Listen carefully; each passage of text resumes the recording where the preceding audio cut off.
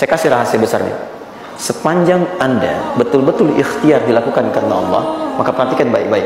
Kadang-kadang Allah seakan menunda apa yang menjadi hak Anda, bukan ingin menunda dan membiarkan Anda tidak mendapatkan sesuatu, tapi ingin memberikan semua nikmat secara sempurna. Karena di atas itu ada nikmat pahala,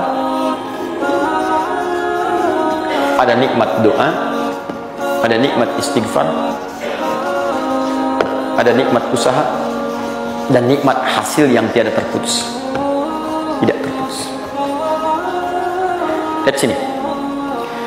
Kalau antum sehari berusaha nggak dapat apa-apa, memang mohon maaf hasilnya belum dapat diraih, belum dilihat tuh.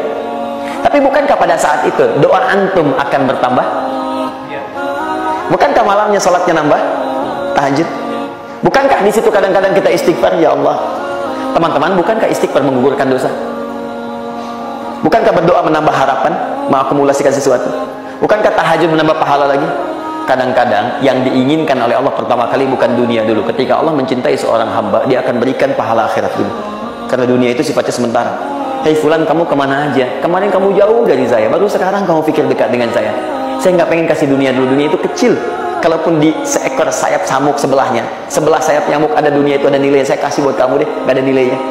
Ya, karena itu saya ingin kamu akhirat sempurna dulu. Saya ampuni dulu dosa-dosa kamu yang kemarin. Begitu sudah diampuni, hari kedua istighfar lagi diampuni, saya kasih pahala yang banyak. Begitu pahala udah dapat, dosa sudah diampuni, baru dunia diakumulasikan. Karena hukum dunia itu, kalau antum usaha akan terus diberikan. Jadi nggak ada yang nggak dikasih. Jadi kalau antum sehari bekerja ini, kelihatannya nggak dapat apa-apa. Bukan nggak dapat apa-apa, disimpan untuk diakumulasikan. Nanti dosa antum tuh udah hilang, amalan udah banyak, antum dapat banyak. Kadang-kadang nggak sadar kalau saat dapat banyak itu sebetulnya itu hasil usaha antum sebelumnya. Teorinya begitu.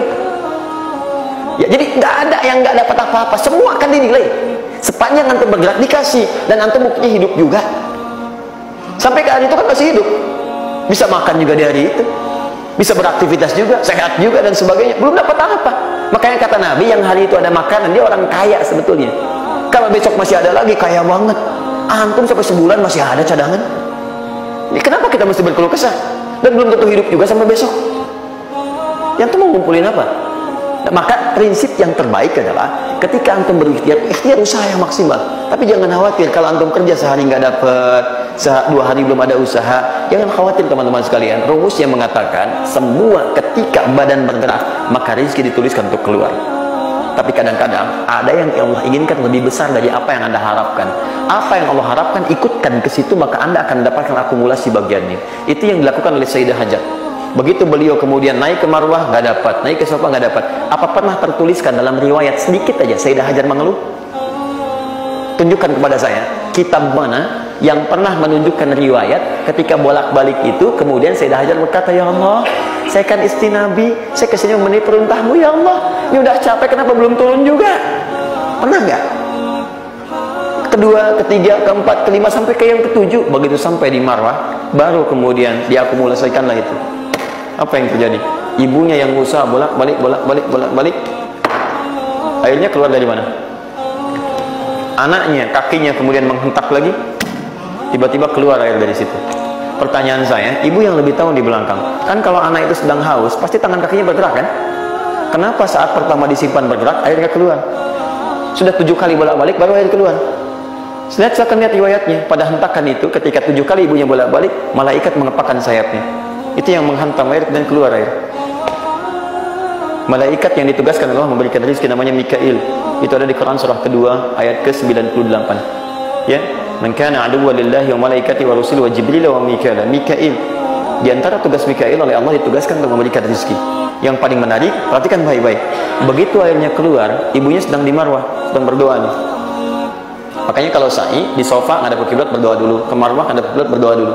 Begitu sedang berdoa, nyampe ke Marwah yang ke-7, anaknya lebih kencang menangisnya. Ibunya mendengar suara nggak biasa, dikejar ke sini. Begitu kejar ada air. Apa kata ibunya? Lihat kalimatnya. Zam, zam, zam, zam.